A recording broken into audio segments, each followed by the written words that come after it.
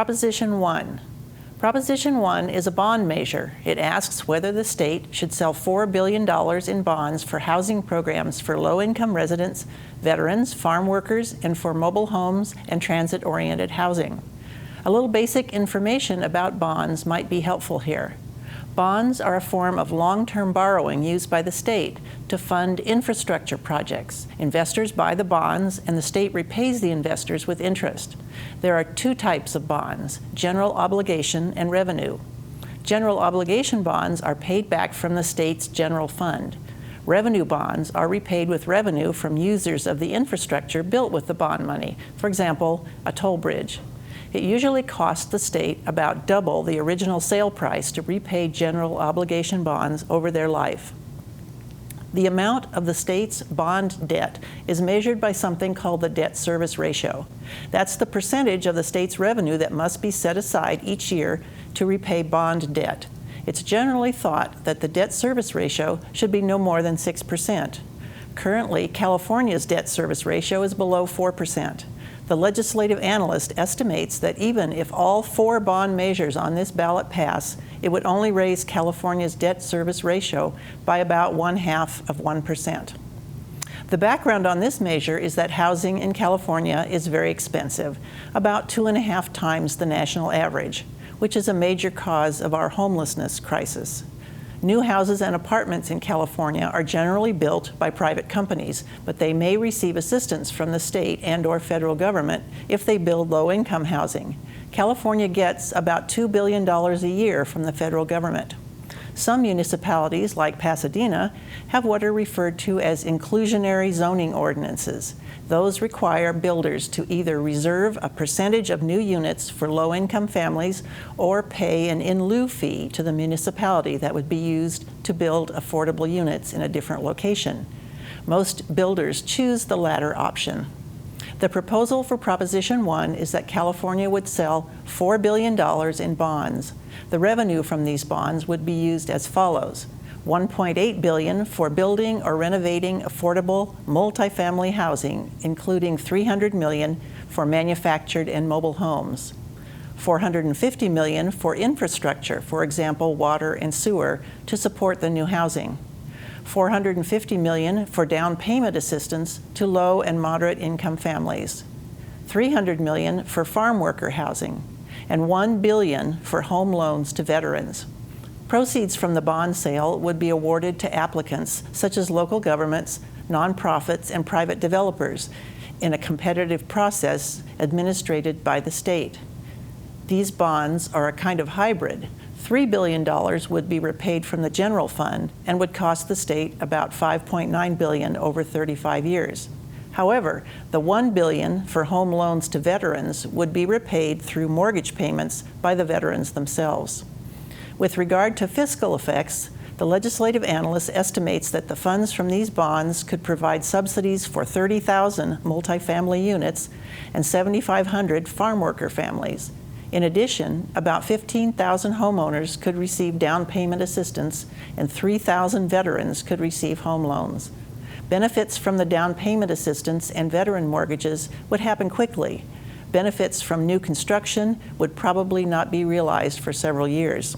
The supporters of Proposition 1 include the Disabled American Veterans of California, Habitat for Humanity, and the Congress of California Seniors. They say Proposition 1 will provide relief from California's worsening housing crisis, and they say the measure honors veterans. As of September 4th, about $1.5 million has been donated in support of Proposition 1 by the Chan Zuckerberg Initiative and by various housing developers. The opponent of Proposition 1, listed in the Secretary of State's Voter's Guide, is attorney Gary Wesley. He says Proposition 1 will help only a small number of people, and the additional borrowing will end up costing taxpayers money. As of this time, there is no organized financial opposition to Proposition 1. So the question is, should California sell $4 billion in bonds for housing programs for low-income residents, veterans, farm workers, and for mobile homes and transit-oriented housing?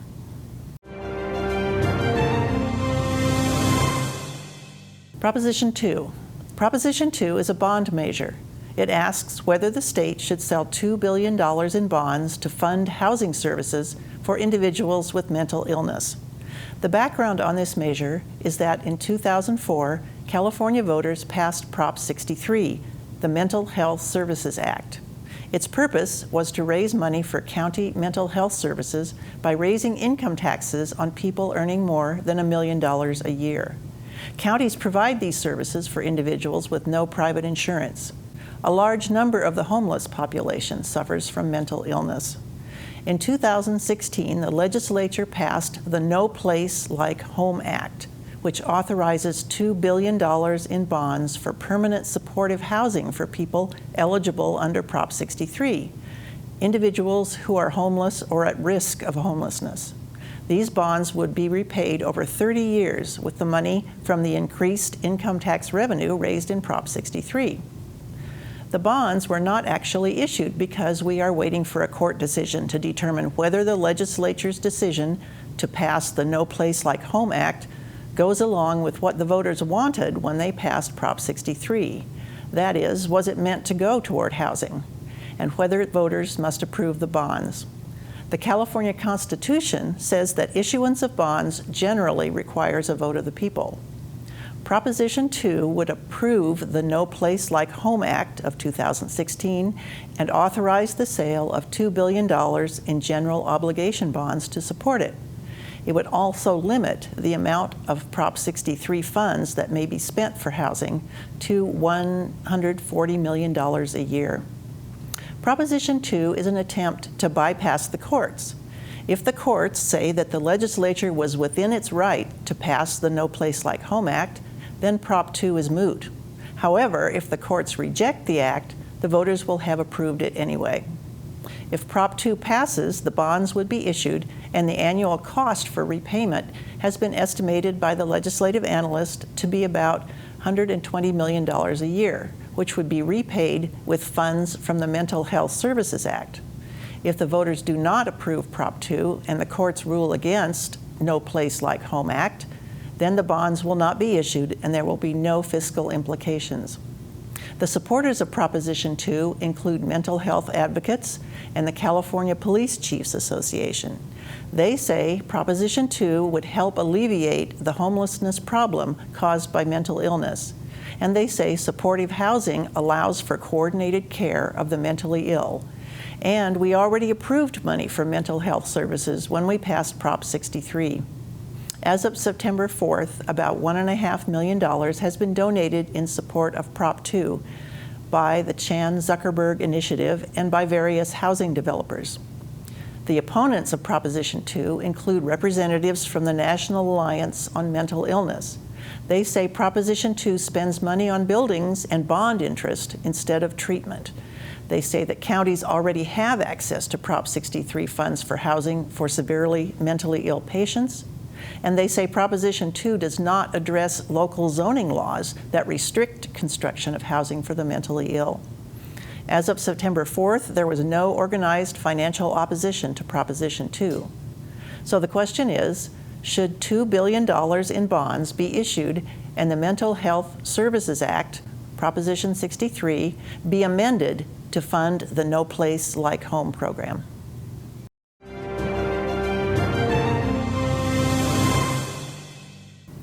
Proposition 3, water bonds. This is an initiative statute. And here's the question.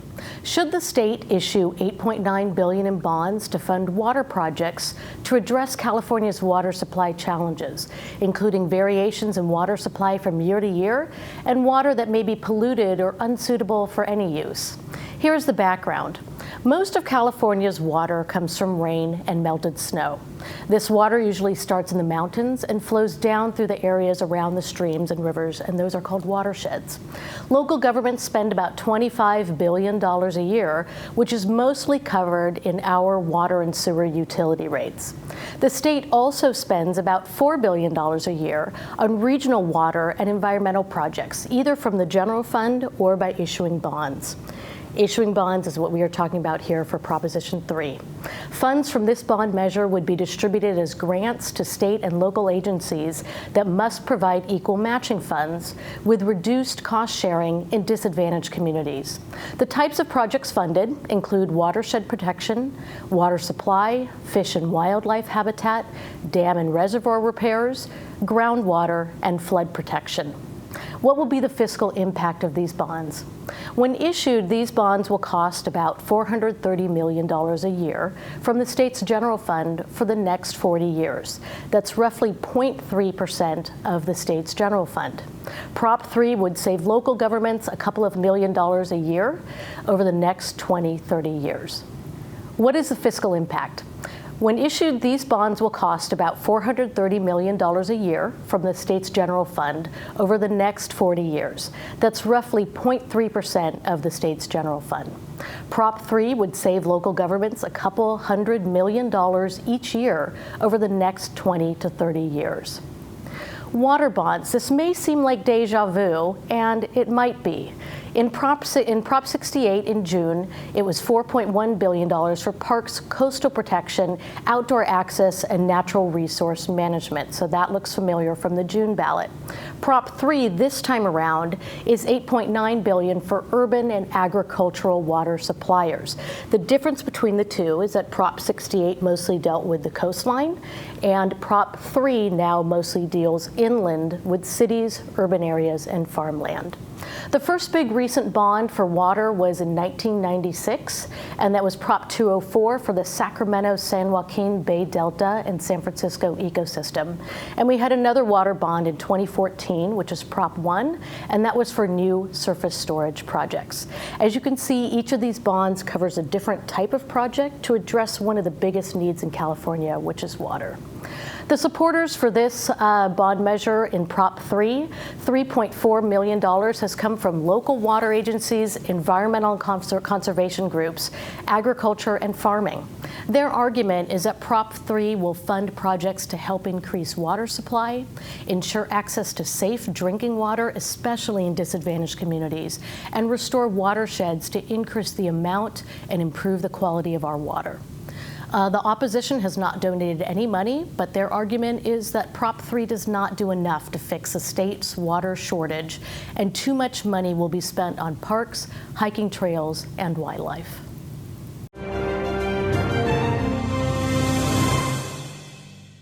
Proposition 4. Proposition 4 is a bond measure. It asks whether the state should sell $1.5 billion in bonds to expand and improve children's hospitals. Children's hospitals provide specialized physical and mental health care. California has 8 private nonprofit hospitals, 5 University of California children's hospitals, and over 100 other nonprofit hospitals that care for children. Over half the patients are low income, so they receive Medi-Cal benefits. Voters previously approved 2 bond measures targeting children's hospitals. In 2004, Prop 61 provided $750 million, and in 2008, Prop 3 provided $980 million. All of the funding from these measures will be fully committed by the end of this year, and none of it was available to any facilities except the 8 private and 5 University of California hospitals. If it passes, Proposition 4 would authorize the sale of $1.5 billion of general obligation bonds. The money would be allocated as follows. $1.1 billion, 72%, would go to 8 private nonprofit children's hospitals. For example, Children's Hospital of Orange County, Children's Hospital Los Angeles, Loma Linda, and Stanford. $270 million, 18%, would go to the 5 UC children's hospitals, Los Angeles, Davis, Irvine, San Francisco, and San Diego. $150 million, 10%, would go to 150 public or private nonprofit hospitals that treat children with complex chronic health conditions. Most patients receive Medi-Cal. Eligible facilities would apply to the California Health Facilities Financing Authority. Funds would be granted based on several criteria, including whether the project would improve health care for disadvantaged children and whether the program would promote pediatric teaching or research.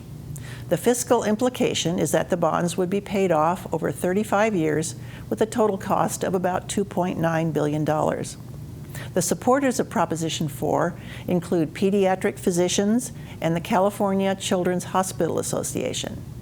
They say Proposition 4 will help more than 2 million sick children every year, leading to better health outcomes.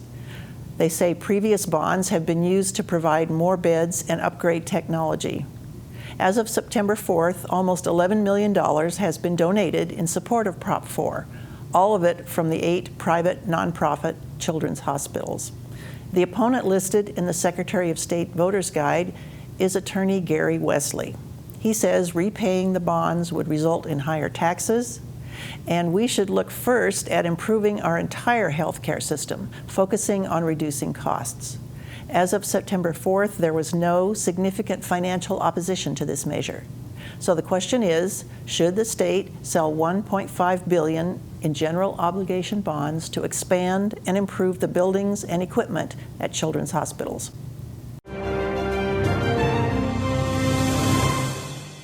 We go to Proposition 5, property tax rules. This is an initiative, constitutional amendment, and statute. Here's the question.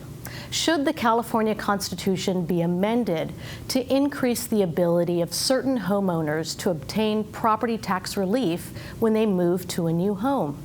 And here's the background. Taxes based on the value of real property are a major revenue source for schools, local governments, and special districts. In fact, 1/3 of school district budgets come from local property taxes.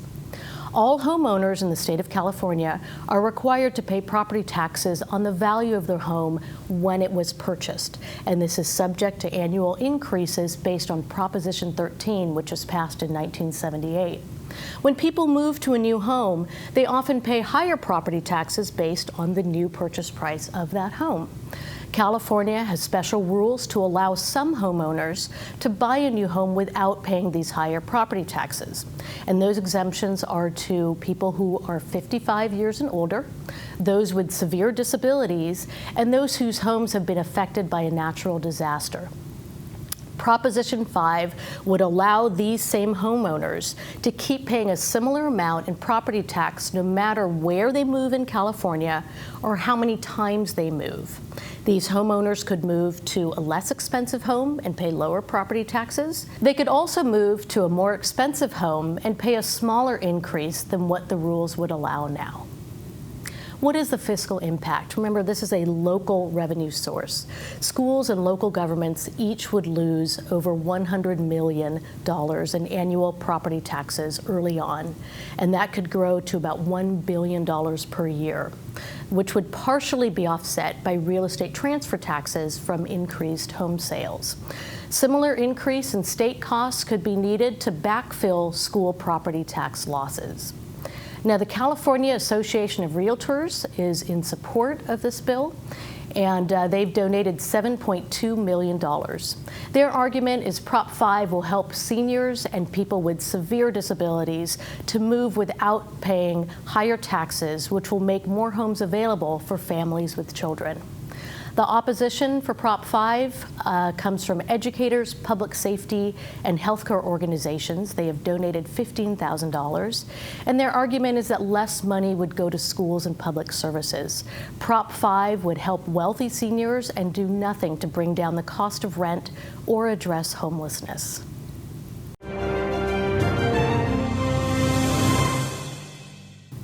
Proposition 6, transportation taxes and fees. This is an initiative constitutional amendment. This is the question. Should the increase in vehicle fuel taxes and fees enacted by the legislature in 2017 be reversed, and should the Constitution be amended to require voter approval of any transportation-related taxes and fees? Here's the background. Under the state constitution, the legislature can only pass a new tax or increase an existing tax with a 2/3 vote. Vehicle license fees, the annual registration you pay on your car, these fall under the definition of a tax. In 2017, state lawmakers passed Senate Bill 1, or SB 1, which increased taxes on gasoline and diesel fuel and created a new transportation improvement fee that is paid when registering a vehicle. The state expects these taxes and fees to raise $4.4 billion this year, which will increase to $5.1 billion in 2020. In June, this looks like deja vu again, voters approved Prop 69, which restricted the funds from Senate Bill 1 to be spent only on transportation. So, money earned from Senate Bill 1 pays for road and highway repairs, safety improvements, and public transportation. Recently, U.S. News and World Report rated California 49th in the nation for road quality, 11th in bridge quality, and 46th in commute times among the 50 states. This is what Prop 6 would do. There are two things. One, it would eliminate the taxes and fees passed last year as part of Senate Bill 1 done by the legislature. Two, it would require voter approval before increasing taxes on gasoline and diesel fuel or increasing vehicle license fees. Voter approval would not apply to other taxes in the state. What is the fiscal impact? If Proposition 6 is approved by the voters, Senate Bill 1 transportation tax revenues will be reduced in the current year, 2018 to 19, from $4.4 billion to $2 billion. And anticipated revenues of $5.1 billion a year will not be received, requiring road, safety, and public transportation projects to be funded from the state's general fund or other sources.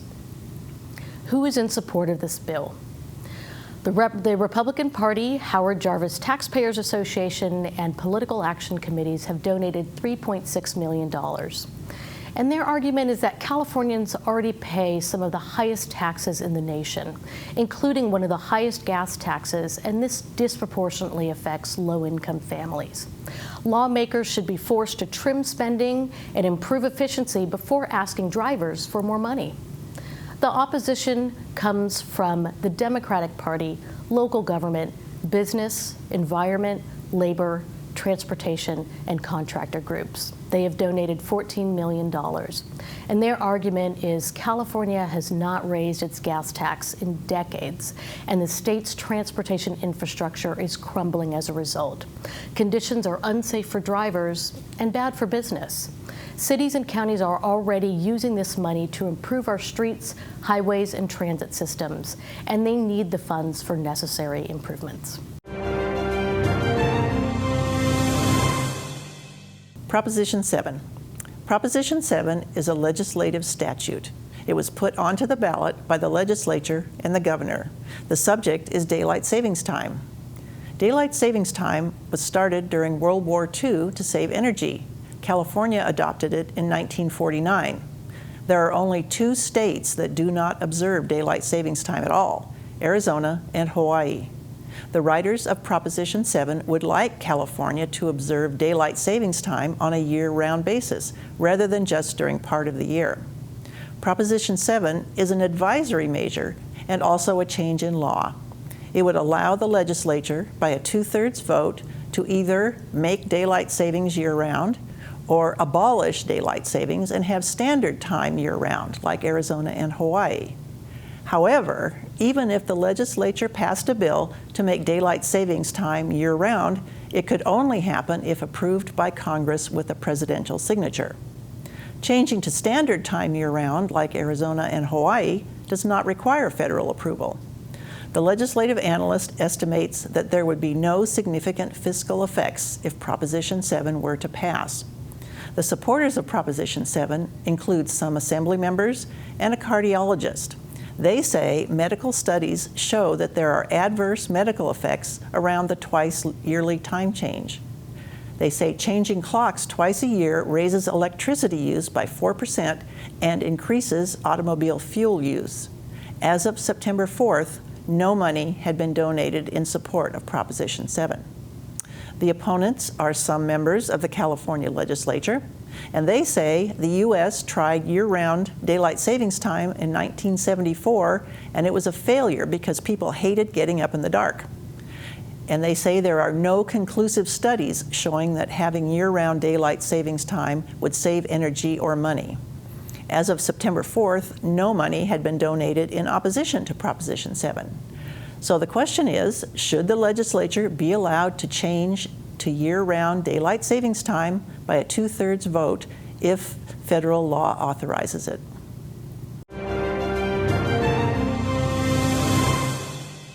Proposition 8. Proposition 8 is an initiative statute. The subject is charges for kidney dialysis services. I will be talking about CDCs. In the context of this measure, CDC stands for Chronic Dialysis Clinic. These are the outpatient sites that provide dialysis services. About 80,000 patients a month in California are provided with dialysis services, often 3 times a week. Most go to CDCs, which are licensed by the California Department of Public Health using federal standards. 2 for-profit companies, DaVita Incorporated and Fresenius Medical Care, own almost 3/4 of the CDCs in California. Their estimated annual revenue is about $3 billion. The majority of patients on dialysis are covered by Medicare and/or Medi-Cal, which pay a fixed rate. Patients covered by group and individual health insurance often pay multiple times the amount for dialysis treatment than those covered by government programs, because their rates are negotiated with the insurance company. Proposition 8 would cap revenues for dialysis to 115% of the cost for direct patient care, which would include training, patient education, and technology support. Administrative overhead would not count towards the cap. A CDC could appeal its cap if they feel it is unfair. Prop 8 would require CDCs to pay rebates and penalties for charges exceeding their cap. Rebates could only be paid to private payers, not government payers, for example, Medicare. It would require annual reporting to the state by the CDCs, and it would prohibit CDCs from denying patient care based on source of payment. The legislative analyst says that the fiscal implications of Proposition 8 are highly uncertain, in part due to things that are unclear in how the measure was written. For example, some CDC administrators are required by federal law, and those administrators sometimes also provide direct patient care. Would the wages for those individuals be included in the cap? Another question is whether rebates could be paid to private payers if they are under contract to the government to handle medical insurance. It is likely that issues such as these would end up in court. As far as the CDC's possible responses, they might increase the wages and benefits of non-administrative workers to raise their revenue cap. They might challenge their revenue cap in court. They might cut back operations if they feel they can't make an acceptable profit. As far as the fiscal effect on state and local finances, the legislative analyst says the measure could have a positive fiscal impact in the low tens of millions of dollars if the allowable costs for CDC operations are more broadly interpreted and workers' wages are increased. However, the measure could have a net negative effect in the low tens of millions of dollars if the allowable costs were more narrowly defined and CDCs choose to scale back operations in the state, thereby reducing income tax revenues. Also, if CDCs cut back their operations, some patients might experience adverse health outcomes that could result in hospitalization and higher Medi-Cal costs. The supporters of Proposition 8 include a dialysis patient and some dialysis technicians. They say Proposition 8 provides incentives for dialysis clinic companies to lower their costs and improve patient care. They say when insurance companies are charged less for dialysis, the overall cost of insurance will decrease for everyone. As of September 4th, $17 million had been contributed in support of Proposition 8, all from the Service Employees International Union, United Healthcare Workers West. The opponents include a dialysis patient, the California Medical Association, and the American College of Emergency Physicians. They say Proposition 8 sets arbitrary limits on what insurance companies pay for dialysis treatment that will not cover the complete cost of running a clinic. They say clinics will reduce operations or close, depriving patients of access and increasing the risk of poor medical outcomes. As of September 4th, $21 million had been contributed in opposition to Prop 8, all by CDC operators. So the question is, should the outpatient dialysis clinics be required to rebate money to private insurers if their revenue exceeds allowable costs by more than 15%? Proposition 10. Proposition 10 is an initiative statute, and its subject is rent control. Renters in California pay 50% more than the national average. In 1995, the legislature passed the Costa-Hawkins Rental Housing Act, which prevents cities from passing rent control ordinances that apply to single-family homes or to properties rented out after 1995. Costa-Hawkins did not restrict the 15 cities that had already adopted rent control ordinances. Since the passage of Costa-Hawkins, courts have ruled that limits on rent increases must not be so low as to prevent landlords from receiving a fair rate of return on their investments. Rates may be raised to allow some profit each year. About 20% of Californians currently live in cities with rent control. Recently, more cities are seeking to establish rent control ordinances, and some have already done so. In some other cities, rent control measures have been on the ballot but failed. Proposition 10 would repeal the Costa-Hawkins Act. It would allow rent control on any type of building, including private homes, with no consideration of when the property was built. It would not change existing rent control laws or create new rent control laws. It also retains the right of a landlord's fair rate of return. The legislative analyst says that the fiscal effects are difficult to predict because it would depend on what new ordinances are enacted and how landlords would react.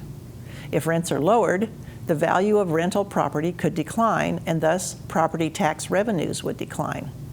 If renters pay less, then they might buy more, thereby increasing sales tax revenues.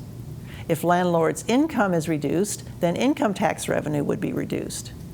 If rents are restricted, developers might be less likely to build new rental units, thus worsening the housing crisis. Local governments might incur increased costs to manage new rent control ordinances, but they might establish new fees to cover these costs.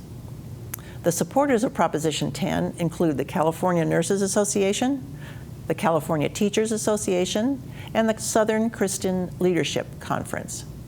They say the high cost of rent hurts seniors, families, and anyone with a low fixed income. They say this proposition will protect them, and this proposition will allow local communities to decide whatever makes sense for their specific rental housing issues. As of September 4th, about $12.5 million had been contributed in support of Prop 10, mostly from the AIDS Healthcare Foundation. The opponents include the NAACP, the California Association of Realtors, and the California Small Business Association. They say rent control laws reduce the amount of rental property available because landlords will stop renting, and it does not encourage more building.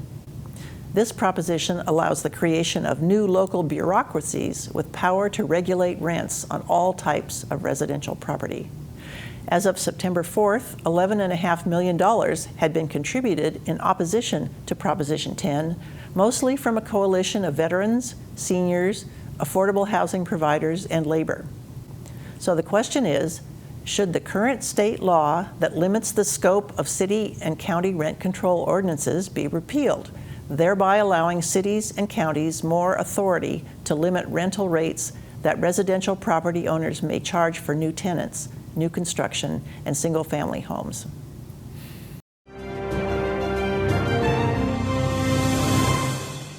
Proposition 11, ambulance employee breaks.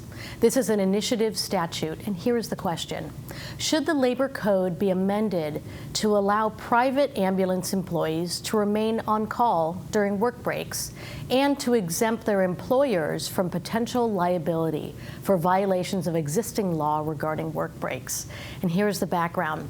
California counties oversee local emergency medical services through contracts with private ambulance providers that cover a specific area. All ambulances are geographically positioned based on service demand. When one ambulance is dispatched, other ambulances are repositioned to provide coverage. Historically, private EMS personnel remain on call during work breaks, which are often interrupted by 911 calls or repositioning. In a 2016 case, the California Supreme Court held that such breaks do not comply with state labor law. Employees must be off-duty and uninterruptible, even in an emergency. What would Proposition 11 do? It would do two things. First, it would amend the state labor laws applicable to EMS providers' personnel, allowing them to remain on call during their breaks. It would also change several other rules regarding meal and rest breaks, while requiring providers to operate enough ambulances to meet these performance requirements. The second thing that it would do, Proposition 11 would limit legal liability that providers might face if the recent court decision is applied to their personnel, and also require additional training, education, counseling, and services for personnel. What is the fiscal impact? Prop 11 would relieve EMS providers of the cost of operating an estimated 25% more ambulances to cover employees who are on break and cannot be interrupted.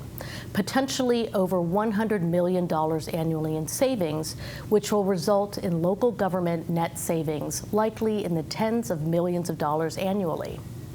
Now, the support for Prop 11 comes from American Medical Response Ambulance Company, and they have donated $3.7 million.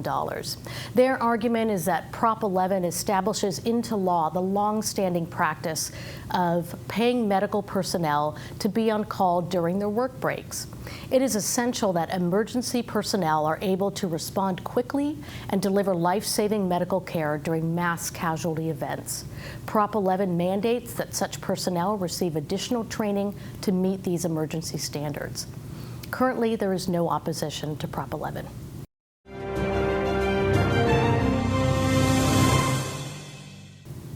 Proposition 12, farm animal cages.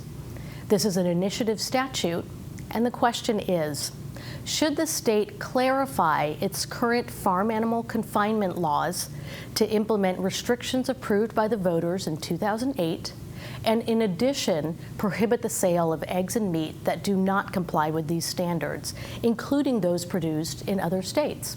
Here's the background. This is another deja vu ballot measure. In 2008, the California voters approved a ballot initiative to ban the confinement of egg-laying hens, pregnant pigs, and calves raised for veal in a manner that did not allow them to turn around freely, lie down, stand up, and fully extend their wings or limbs. This law took effect in 2015, but problems arose, including complaints that the description of approved confinement space was too vague, and a lack of clarity about implementation and enforcement. Proposition 12 would make two clarifications to the 2008 measure and add one new rule. First, create specific rules about the size of cages and crates. The second thing that it would do is require egg-laying hens to be kept in cage-free housing by 2022.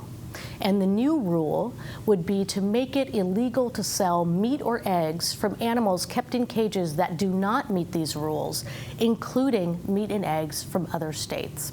The California Department of Food and Agriculture would enforce these rules. What would be the fiscal impact? Prop 12 could cost the state up to $10 million each year to enforce the new rules. The state could receive less money in taxes if farmers choose to raise fewer animals. Because farmers may need to build new cages or crates, Prop 12 is also likely to increase the cost of pork, veal, and eggs. Support for this measure comes from the Humane Society. They have donated $4.6 million, and their argument is it's time to strengthen and clarify California's decade-old farm animal anti-cruelty law and reduce the risk of food poisoning and factory farm pollution caused by overcrowding. The opposition comes from farmers who have donated $550,000. Their argument is that it does not go far enough to protect farm animals. It may face court or legislative challenges from other states regarding the ban on selling non-conforming eggs and meat. And 2022 compliance deadline is too soon and could result in price spikes or shortages.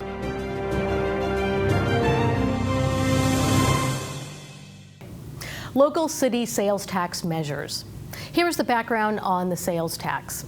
The total sales tax rate is set by the state and is currently 10.25%. There are three parts of the sales tax. 7.25% is levied by the state, and approximately 1% is returned to local government. The exception here is the use tax on larger items like automobiles.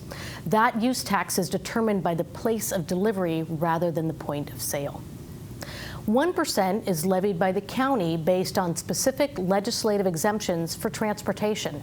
LA County collects this in the form of Measure R, which was passed in 2008, and Measure M, which was passed in 2016. That leaves a remaining 2%, up to 2% allowance for local sales taxes. Any locality can levy taxes within this limit, including the county, cities, Air Quality Management District, Metropolitan Transportation Authority, but the total cannot exceed 2%. LA County has passed 3 levies, most recently Measure H for homelessness, that total 1.25%.